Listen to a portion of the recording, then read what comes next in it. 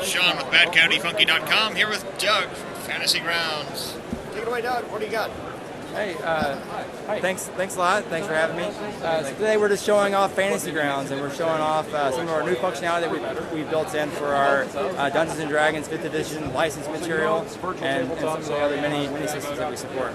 Cool. And so for those of us who don't know, what is Fantasy Grounds? So Fantasy Grounds is a tabletop RPG software that allows you to role play and play video games like that online across the web, or around a local area network, or just to use as a campaign manager, at the table. I'm just going to do a quick shot. Obviously, we're going to check it out in more detail. Actually, you can see this is everything. And we were showing me a minute ago. Yeah. It is the full shebang. The idea being that you can play with your friends. Whatever wizard ability. Yeah, pretty much. A lot of gaming groups form, and they form because of local geographic, locations of each other. And then over time, people have a tendency to move. A lot of people play in college, or they played in high school, and people have moved away. And so this allows people to rekindle that experience by, expanding and doing that. And it also allows people that are in areas where maybe their favorite game system that they like to play is not very well represented by the gamer population. You can play more, less obscure games, because once you've opened it up to a global audience, and suddenly that, the world's a lot smaller, and now you've got access to people who might be into that same very specific style of gaming that you're into, or even the style of gaming. If you're very role-playing heavy, you can find another group of people who are very similar to you in taste, and then you can meet with them on a regular basis and play it out just like you would in person, and save gas money. I even have some friends in town, and I live in a city that's about 1 million people or so. Just driving across town is kind of hectic, but now I can connect and I can play at night without leaving my kids at home, that sort of stuff. Without my wife worrying about, well, how come you've left the house and whatever. So now I can just do that. If there's an emergency, I can go away from the keyboard for a while, deal with it, and then come back and play. And so it just allows you to have more gaming.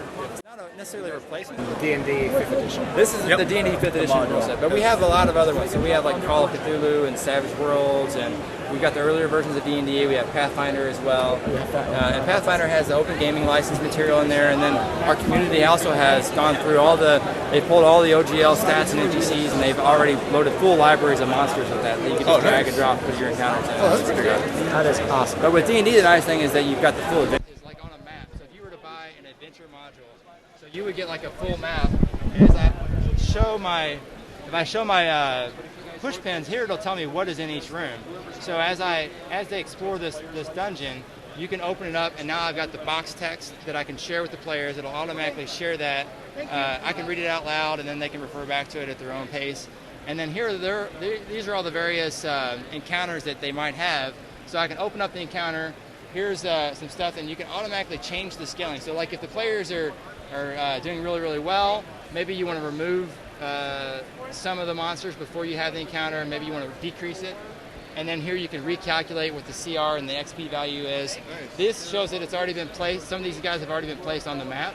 This guy is not yet, so I could say, okay, well, he's going to be here.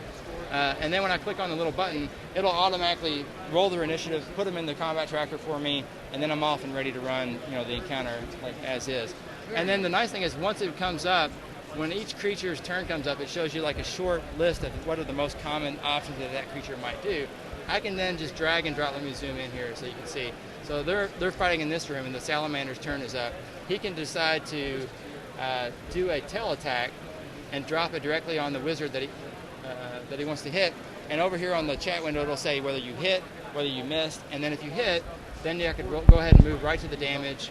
I can drop it here again on the sheet, or I can actually drop it all the way up to their character portrait there. Either way, and now it tells me, okay, in this case, now that character is dying, it's applied the damage, and gone from there. The players do the same sort of thing. So when their turn comes up, let me show you, like one example that I like to do a lot is let's say that the wizard is not dead or dying, and it's his turn. He could decide he wanted to do like a Burning Hands, which would be a horrible spell to use, but against fire creatures, but you get the idea. So it shows who's underneath it, and then on his turn, he would target each of the creatures. That's 5e, yeah, that's 5e. Sorry. If I can do it. Okay. The functionality and everything's very simple. All right, so he's targeting 3 creatures right now, and it'll show, like the DM can see it on the combat tracker what he's doing. And then he'll pull up his character sheet, go down to his actions, and go down to his spells, and he can just say, okay, I want to do my Burning Hand spell. So he clicks on that, it'll roll it, it'll automatically say who succeeded, who failed, and then I just move right to the damage.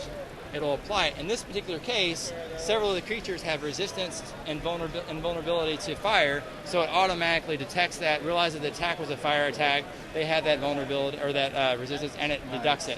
So it does the same thing. It knows all about the different types of damage that are there. The gameplay's much quicker. The gameplay's a lot faster. It'll track effects. You know, like for instance, the salamander, in addition to dealing damage, can layer a grappled effect on a character. So it will actually, you can drag that effect onto the character, and when that character's turn comes up, it reminds you, hey, you're also grappled. So then you got to deal with that sort of rule. So the DM obviously has all the monsters and all of that. Yeah. How much of that does a player see? The player will see. Well, I can show you. So basically, you can mask part of the map. So I can go through and say, enable a mask. That'll gray everything else. The player won't be able to see anything until you cut it away. So if I make this area exposed, then now the players see that area that I've exposed. As they explore, you can uncover more of it. And now the other thing is this combat tracker. You'll see here the DM sees how many hit points everything has, and as I expand it, I can see all the stats. So here, if I want to see, okay, well, what does heated weapons do? I can read about what that does. So I can dig into all that as a DM. But as a player, you see a very limited version of this. So let me show you what that looks like. So this is what the player sees. So everything else is just grayed out.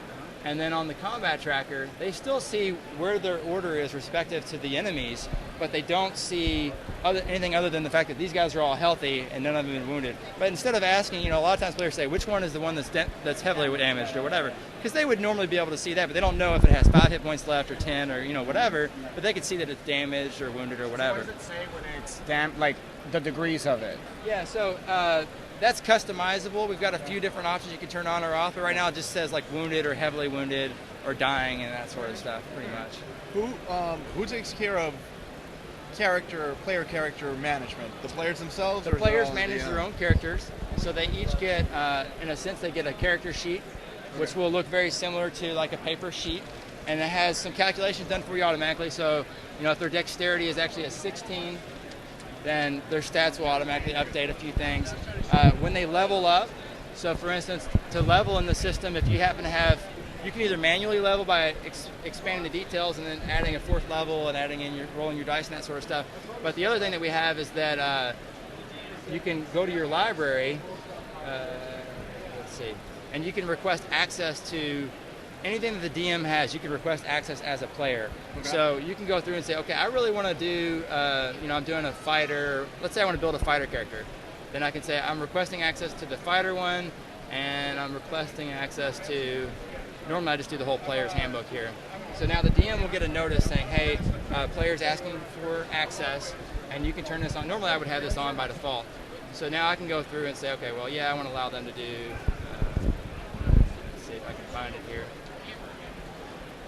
Scroll down there. Is that for a limited time, or is it all like once you enable it, you enable Normally it? you enable it. Like normally before I would launch a campaign with players, I have the stuff that I want them to have access to already pre-approved, and then they can just open it. So now as a player, I can then access the player's handbook. And the player's handbook material, there we go. Now that that's in there, it'll show up in my library. And now I've got a list of all the classes, all the races, so I can start a brand new character by just saying, okay, I want to make a new character.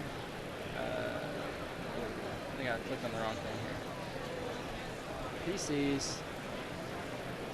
And the player has access to all this independently of the DM, or does the DM have to be online? No, the player could do it as well. Okay. Oh, there we go. I'm making all kinds of extra guys here. So, all right, so this guy here, we'll call him like Rupert or whatever. So the first thing you want to do is you set your basic stats. You know, you could do any rolling mechanism you want, which is not 155, but I'll just set a few things here real quick. All right, so once you got that, you want to set a race. So I'll set a race over here. When you set race, if they are like, I don't know, race, what do you call them? Like the sub races?